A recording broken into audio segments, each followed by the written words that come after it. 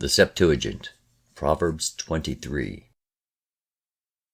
If thou sit to sup at the table of a prince, consider attentively the things set before thee, and apply thine hand, knowing that it behoves thee to prepare such meats. But if thou art very insatiable, desire not his provisions, for these belong to a false life. If thou art poor, measure not thyself with a rich man, but refrain thyself in thy wisdom. If thou shouldest fix thine eye upon him, he will disappear, for wings like an eagle's are prepared for him, and he returns to the house of his master.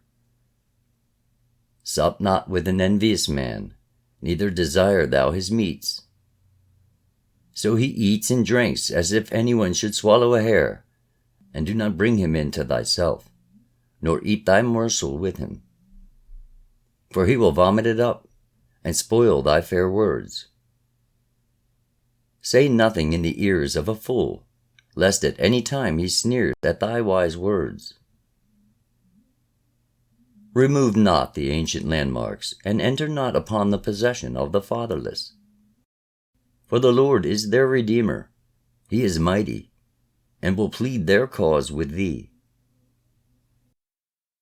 Apply thine heart to instruction, and prepare thine ears for words of discretion. Refrain not from the chastening of a child, for if thou beat him with a rod, he shall not die.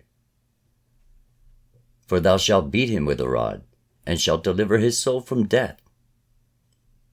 Son, if thy heart be wise, thou shalt also gladden my heart. And thy lips shall converse with my lips, if they be right. Let not thine heart envy sinners, but be thou in the fear of the Lord all the day. For if thou shouldest keep these things, thou shalt have posterity, and thine hope shall not be removed.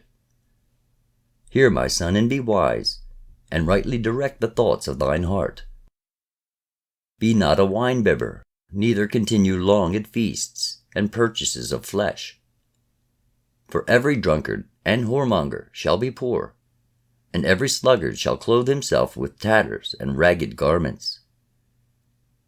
Hearken, my son, to thy father which begot thee, and despise not thy mother because she is grown old. A righteous father brings up his children well, and his soul rejoices over a wise son. Let thy father and thy mother rejoice over thee, and let her that bore thee be glad. My son, give me thine heart, and let thine eyes observe my ways. For a strange house is a vessel full of holes, and a strange well is narrow.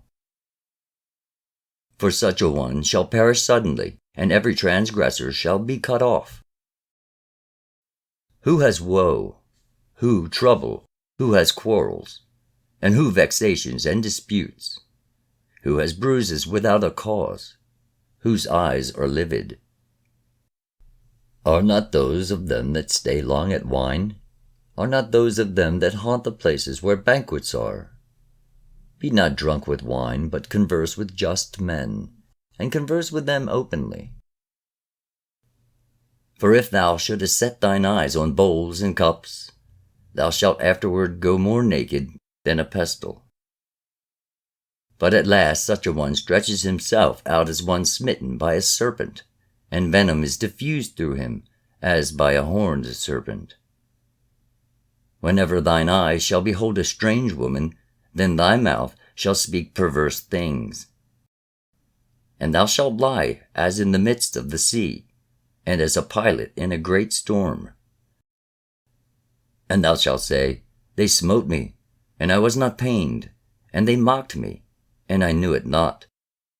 When will it be morning, that I may go and seek those with whom I may go in company?